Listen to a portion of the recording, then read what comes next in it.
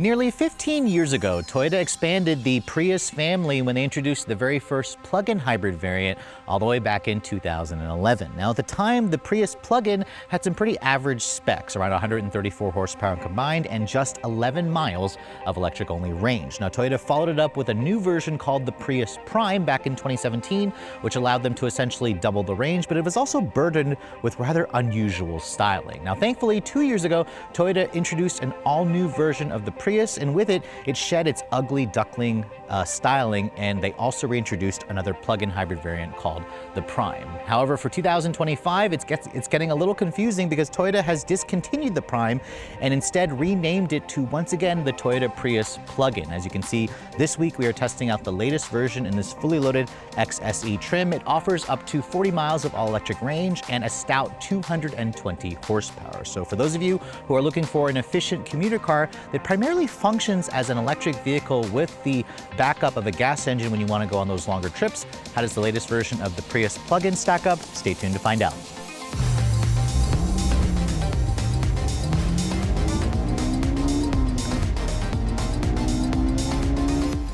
Now, before we start talking about the latest styling for this 5th generation Prius, let me go ahead and remind you guys what's powering this thing. Now, I've already shown you guys a review on the latest Prius without the plug-in hybrid aspect, and basically what you're going to find here in the plug-in hybrid version is the same powertrain with a significantly beefed up electric motor and battery pack. Now, as you can see underneath the hood, you're going to find a transverse mounted engine. That's because the Prius plug-in hybrid is only front-wheel drive. There is no all-wheel drive version available if you guys want the Prius with a plug. But essentially what you get here is their latest 5th generation of their hybrid synergy drive system, which combines a 2-liter naturally aspirated direct injection 4-cylinder that runs on the Atkinson cycle. The engine on its own delivers around 150 horsepower and 139 pound-feet of torque. Now, of course, when you add the power of the 2 electric motors and a 13.6 kilowatt-hour battery pack that it draws its power from, that's a significantly bigger battery pack versus the 1 kilowatt-hours that you get in the non-plug-in hybrid version. Toyota says you get a combined output of 220 horsepower,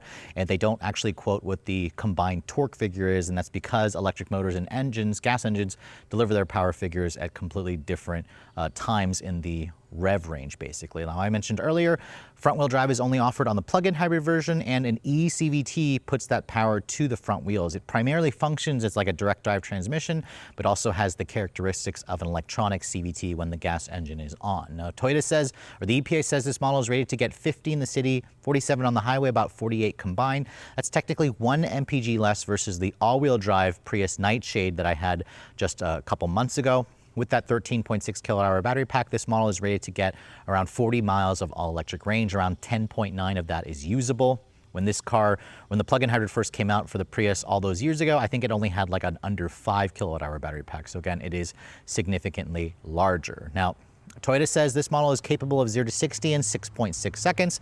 We'll test it out when we get the vehicle out on the road. Top speed should be just under 120 miles an hour.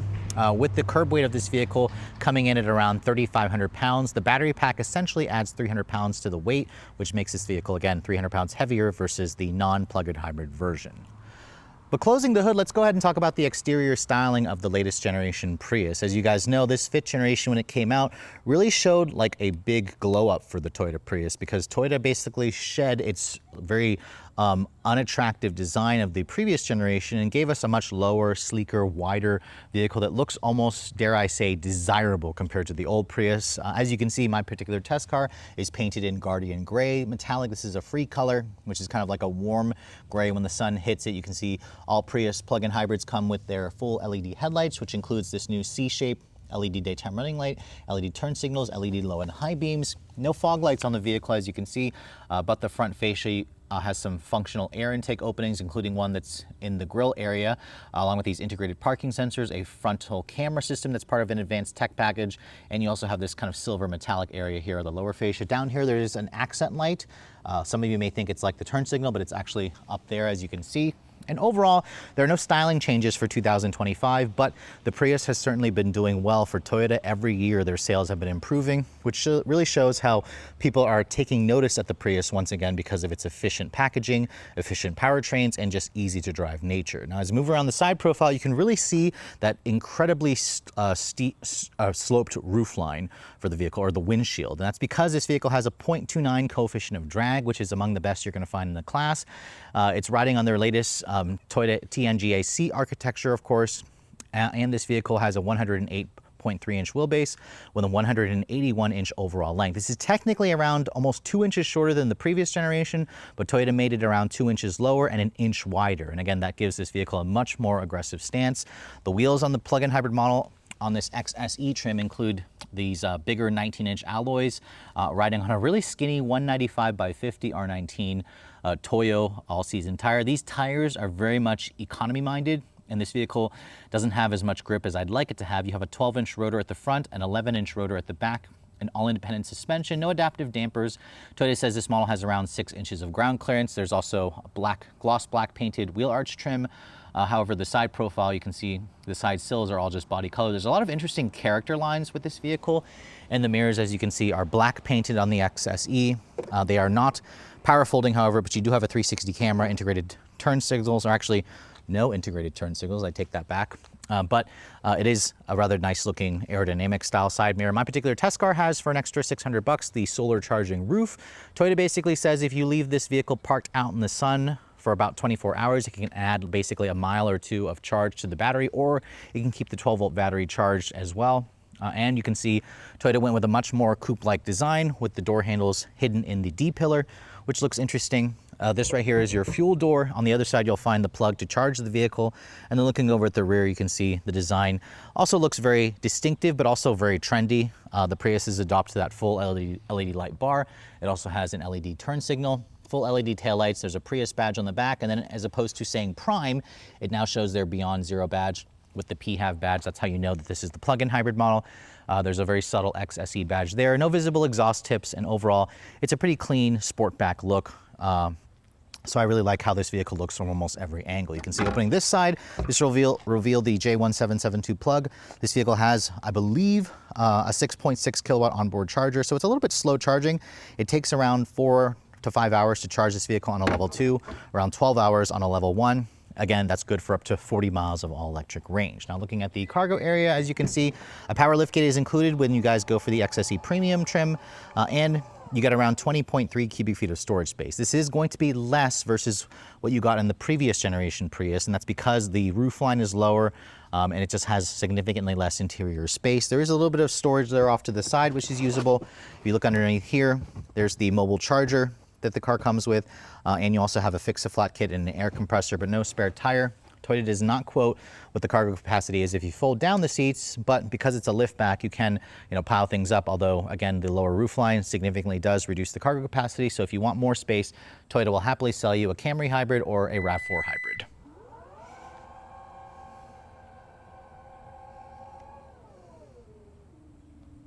Now moving on to the interior of the latest Toyota Prius plug-in hybrid. Before we get inside, however, let me show you guys the key fob. As you can see, this is Toyota's latest intelligent access key. The one thing I'm noticing that Toyota forgot to do is there's a sticker on the back here, but it still says Prius Prime on the back here, which again, Toyota is moving away from the Prime name because technically their all-electric models should be even higher up versus the plug-in hybrids, but it's a nice feeling key with your usual buttons here for lock, unlock, power liftgate functionality, and then you can also use the panic function. Toyota also offers their digital key system. If you're an owner, you can use your smartphone as a key. There's also a remote start from the fob. If you push the lock button 3 times, then hold it on the 3rd try, that will actually activate the remote start for you. Now, as you can see, traditional door handle on the Prius plug-in hybrid. If I lock the door, you can see no power folding mirrors. It has the new Toyota chime, which I actually think all the Toyota models should have that chime. Touch the back of the door handle, that's what will unlock the door for you, if you can hold it on properly. And checking out the interior, as you can see, my particular test car basically has the only color combination that you can get. And I hope you guys like a dark interior, because the plug-in hybrid still only offers a black Softex interior with the red contrast stitching. This is also the only trim that comes with heated and ventilated front seats, which is a nice touch. You can see the perforated leather looks good. I love the red outline here on the actual upper bolsters with the red stitching. And you also get a 10-way power adjustable driver's seat. And it also includes a 2-person memory function, which is great. The passenger side, sadly, is just a 4-way or a 6-way manual adjustable seat. Now, looking at the door panels, you can see you have a soft touch injection molded plastic, silver painted plastic door handles here. A lot of the buttons and switchgear have that typical high quality-ish feel from Toyota. At least all the windows are one touch for all 4. They're illuminated window switches. Power folding mirrors would have been nice. There's a nice padded center area here, or armrest area where you'd rest your elbow. Hard touch plastic down here. And then my test car also has the 8-speaker JBL sound system. This is the only trim to get the premium audio, so you really have to go for the premium package if you want all the bells and whistles. Now, stepping inside, the Prius does have around 6 inches of ground clearance, but with that lower roof line, you really have to duck to get in because it just makes you feel a little claustrophobic in here. As I shut the door has a relatively solid sounding thunk. I've heard more like, better slams from other models in this class, like the Honda Civic, for example. Now, getting inside, as you can see, starting the vehicle up, the start-stop button is right here on the dash. And because this is a plug-in hybrid, or even the hybrid Prius, there's no traditional starter noise. Instead, it just says EV. It'll also fire up in EV mode when you have enough electric-only range. But most of the times, it's not going to turn on the internal combustion engine at all. Now, looking at the rest of this cabin, nothing has really changed here from the last Prius that I showed you, so I'm not going to go into too much detail with it. But as you can see, it's very spaceship-like in here. The dash is also extremely long. You have to get used to that long dash. The visibility isn't great when you combine that with the thicker A-pillars here, that lower roof, the slimmer windows. It takes some getting used to. And then, of course, when you guys go for this trim, it's the only trim that comes standard with the 12.3-inch display. The base SE has the 8-inch display. You can get the 12.3 as an option on the XSE non-premium trim. As you can see, the Toyota audio multimedia interface hasn't really changed. It includes wireless Apple CarPlay and Android Auto. There's your solar roof, where it actually tells you how much power it's generating, how much it's generated all the time. So that's kind of cool with keeping track of that. Overall, though, there's nothing super special about this. There is a traditional volume knob there, which is nice. My phone is not connected because I'm using it to film and it messes with the audio. I like how the plug-in hybrid model includes the red accent for the ambient lighting as opposed to blue in the non-plug-in hybrid Prius. This upper portion of the dash is a soft touch injection molded plastic, but the graining material feels a little bit cheap. This upper portion is hard touch, but you'll never touch that. There's a lot of cheaper plastic materials here, which I don't love, but of course, that's the 7-inch iMid display, which almost functions as a head-up display.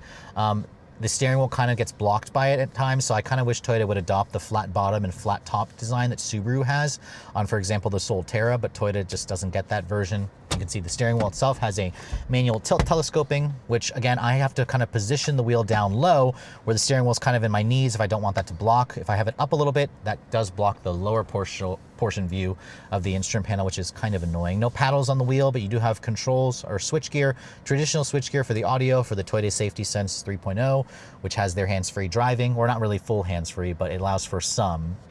That camera there watches your face, of course. It has traffic jam assist. You do have your actual hard buttons here for your heated and cooled seats. You've got a single zone auto climate control, not a dual zone, which is kind of frustrating. You have 2 USB-C charging ports there.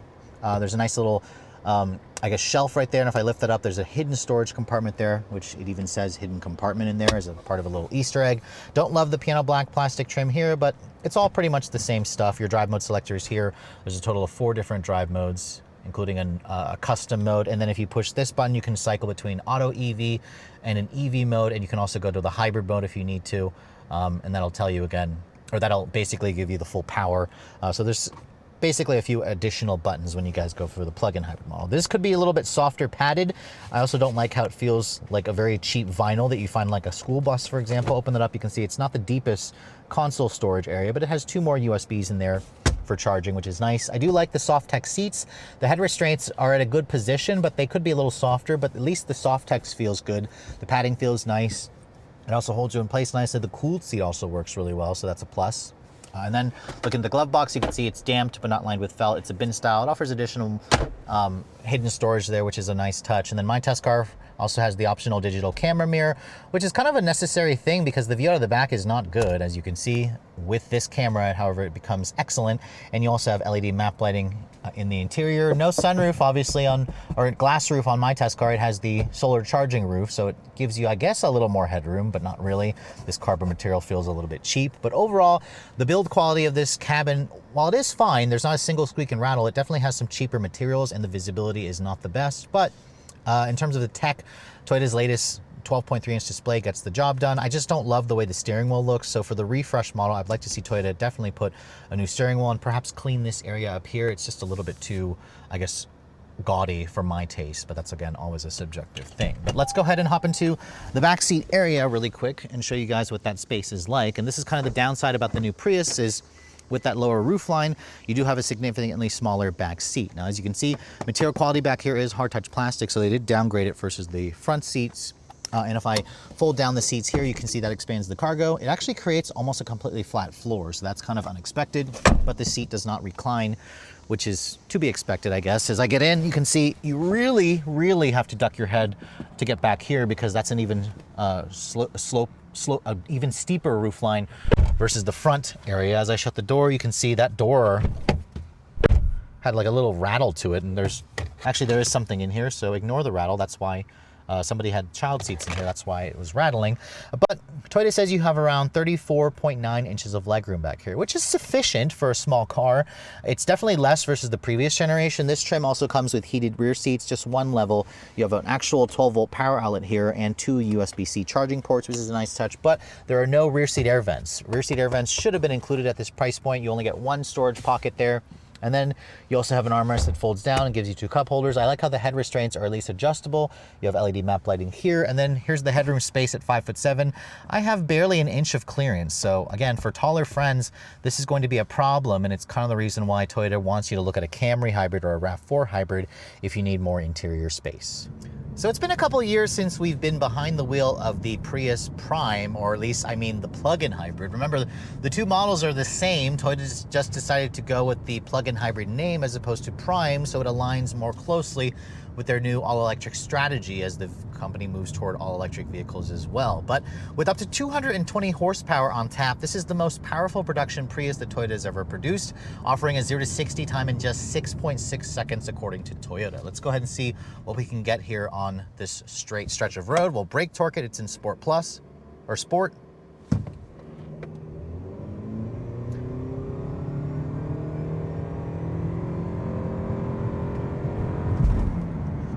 All right, on that stretch of road there, which is slightly more uphill, we got a 0 to 60 time of 6.76 seconds. So that's a smidge slower versus what Toyota claims. However, keep in mind that time is also around a half a second faster versus the all-wheel drive Prius Nightshade that I tested just a couple months ago. Remember, that model had around 196 horsepower, and while it did have the additional traction of all-wheel drive, it also just didn't have quite as much power, especially when it comes to the electric side, which does deliver a pretty good amount of power and torque instantaneously. You're going to notice that, especially with the much stronger electric motor on the plug-in hybrid model. I also noticed that the ride quality of this model and the handling feels a little more balanced versus the regular hybrid version of the Prius, and that's because that additional 300 pounds of weight from the battery pack, it really helps to, I guess, settle down the ride. It feels more buttoned down. The handling also feels a little bit more balanced because of the weight distribution, how it adds more weight on the back end of the vehicle.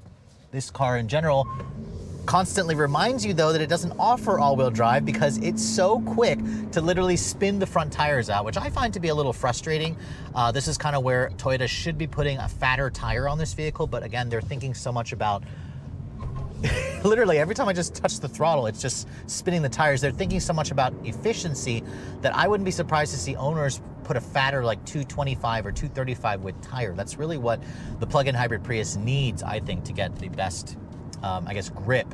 Again, also it's probably these eco-minded Toyo tires, which are just garbage. They're just not good for actual grip. But overall, the plug-in hybrid version feels pretty much like the regular Prius. It just has a much stronger surge of acceleration, which I think is going to be nice for people who, again, need the extra power of this vehicle. It's going to definitely be great for that. Let's try one more run here. Still going to brake torque it.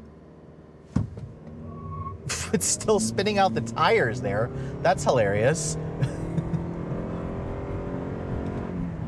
All right, we got 6.46 seconds there, so we'll take that as our best time. 6.5 seconds is plenty fast. I mean, this is gonna basically smoke a lot of hot hatches on the market, which is kind of hilarious how this car is actually quicker than some of those hot hatches. I was not expecting a Prius to be fast as this fast, of course. Now, again, if you guys don't go for the plug-in hybrid model, you're gonna have to deal with a slightly slower acceleration. but it's also still not bad.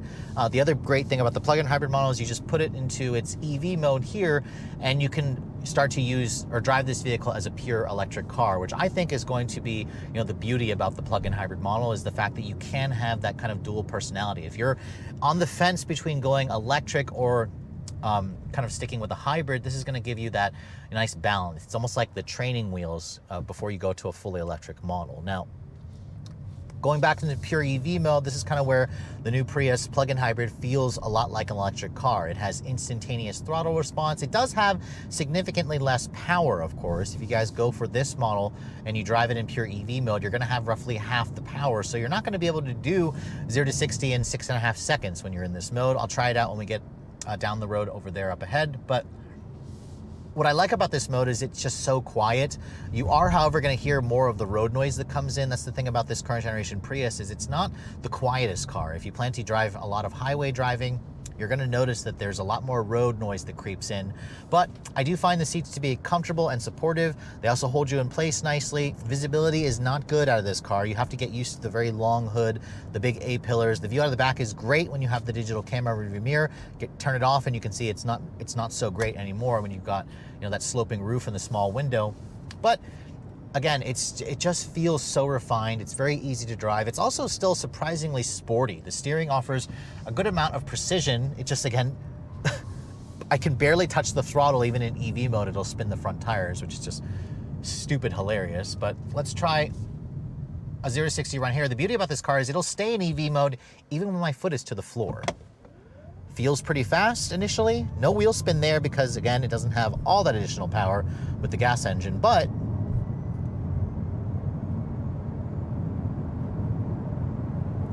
11.73 seconds there. So 11.73 is definitely on the slow end.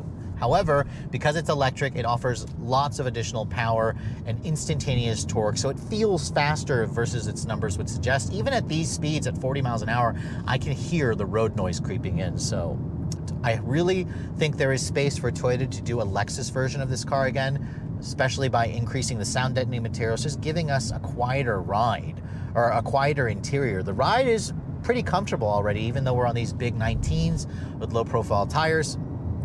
You just notice without the gas engine helping, at higher speeds, it kind of lacks a little bit of horsepower. It's got the torque that gives you the instant response, which is nice, but it kind of lacks a little bit in the horsepower department. That's where the hybrid mode will come in and kind of fill in those gaps. Now, in terms of the efficiency, let's go ahead and talk about that because this model is rated to get 48 mpg combined. I think I got around high 40s in the hybrid all-wheel drive a couple months ago. This model I've been averaging around 44 mpg, so it's a good 3 to 4 mpg less. It's primarily because it's got the additional weight of the battery pack lugging it around, but on a full charge, this vehicle was showing up to 36 miles of electric-only range. That's when I had the AC turned off. In my week's worth of testing, I got around 32 miles of all-electric range. Still over 30 miles is pretty usable, but it is not as good as what the EPA claims at 40 miles of range. I actually was expecting it to be a little bit better, but again, it's still better than the regular hybrid, non-plug-in, but seriously, it's so hilarious how the wheels will spin even when I'm barely touching the throttle. But that's the beauty about having this all this torque instantaneously. It just makes for a really quick response. It's an easy car to drive. It's sporty-ish handling, especially for a Prius. And you can pull up next to somebody in like a Honda Civic Si and smoke them at the light as long as you're in hybrid mode, so kind of keep that in mind. So overall, I still like the way this current generation Prius drives. It's an easy car to live with. It's very, very fuel efficient. It has good real world range as well when you guys go for the plug-in hybrid model. It's just if you plan to use it as a family vehicle, you plan to use it on longer highway trips, you better be ready for the compromises you have to make, and that's kind of where Toyota, again, will happily sell you a bigger vehicle like a Camry hybrid or a RAV4 hybrid if, the Prius comes up short in terms of refinement and in terms of space. Now, with just under 45,000 Priuses sold in the US last year, the new version has definitely been a huge sales success for Toyota. In fact, every year since this generation has come out, Toyota has basically improve their sales on an annual basis. And this year, they are on track to do well over 60,000 units, which doesn't surprise me. This new version is an excellent commuter car, and it offers a lot of variety based on what your actual priorities are. Now, compared to the regular hybrid version, the plug-in hybrid model accounts for nearly 30%, which means Toyota did just under 13,000 units last year, which is a pretty healthy amount. I wouldn't be surprised to see that number continue to get larger as more and more people realize that a plug-in hybrid is going to fit their daily needs, especially if you guys are interested in going fully electric, but you aren't ready to quite make that full leap. Because as you guys saw, you can easily get over 30 miles of pure electric only range, which should be good enough for most people's commutes, where you can charge at the office, you can charge this vehicle at home on a level 1, and you don't even have to use any gas. But again, if you want to take a longer road trip, the gas engine will kick in and give you well over 400 miles of additional range, which again, kind of gives you the best of both worlds. In terms of acceleration, 0 to 60 happens in around the 6-second-ish mark for this model, which is honestly hot hatch territory. It kind of shows you how much faster and how much sleeker and how much sportier a Prius has become, and it's why even enthusiasts are considering this vehicle, because it's just a really well-rounded car. And really, unless you're looking for maximum interior space, maximum cargo space, this is kind of where the new Prius falls short compared to its previous generation. But again, Toyota has so many different hybrid models to offer if you guys are looking for a bigger vehicle with also similar amounts of efficiency. Really, in terms of my gripes for the Prius plug-in hybrid model, it really just comes down to the cramped headroom that you're going to find, the smaller back seat, and of course the noisier cabin. I would like to see Toyota add more sound deadening materials for this vehicle, or perhaps even revive the Lexus CT200. I would love to see a Lexus version of this platform with even more power, even more range. I think there's room in the Lexus portfolio for something like that, because I really loved the old Lexus CT. It was just burdened by the previous Prius Powertrain, which was too sluggish. However, this model here has definitely been pushed to almost sport compact territory. I mean, it's kind of hilarious that you can drive something like this and smoke vehicles like a Volkswagen GLI or a Honda Civic Si at the light. It would just be nice if Toyota would offer all-wheel drive with the plug-in hybrid powertrain. But if you don't need the plug-in hybrid, again, there's the regular gas hybrid Prius, which does offer all-wheel drive. Now, speaking of which, if you guys are looking to get your hands on the plug-in hybrid version, it's going to cost you around $5,000 more versus the regular hybrid Prius, which seems like a reasonable upcharge, especially if you plan to use or plug this vehicle in and not have to fill it up with gas, because electricity, as you guys know, is a lot cheaper to recharge, especially at your home. Going up to the XSE trim will cost you around another $4,000 extra. This premium package XSE that I'm showing you starts at around $40,000, plus all the options that it has, from the solar charging roof, the advanced tech package, the heated rear seats, the digital camera view mirror, and the destination charge. You're looking at around $43,850 for my particular test car here, which does sound pretty expensive, but I also want you to keep in mind at the top end, if you're looking at an all-wheel drive hybrid-only Prius, a non-plug-in, those can be priced at just under $40,000. So really the price difference is around $4,000, but I would probably skip the solar charging roof unless you plan to park this vehicle in the sun all the time and you live in an area that has plenty of sunshine. I just don't think that you're going to make that money back in your 5 years or plus of ownership, unless, again, you can take advantage of parking it outside in direct sunlight most of the time. Again, if you're looking at some of the competitive set, this is definitely in a class of its own. So it's really going to come down to your personal needs and wants and how you drive the vehicle. But I personally really like the plug-in hybrid a lot, because it gets rid of the slightly sluggish acceleration you're going to find from the gas-only version, and it also gives you that, instantaneous torque of the electric motor part, which also allows you to drive this vehicle around town just like an EV vehicle, with, again, a gas engine to come in to kind of save your behind if you guys plan to take those longer road trips and you don't have to deal with looking for a place to charge. With all that said, I hope you guys have enjoyed my full overview on the brand new 2025 Toyota Prius plug-in hybrid. If you're also looking to see the latest cars I'm testing, be sure to follow me on Instagram at Redline_reviews, like us on Facebook, and as always, guys, please keep subscribing to the Redline Reviews YouTube channel for all the latest reviews. Thank you so much for watching. I'll catch you all in the next video.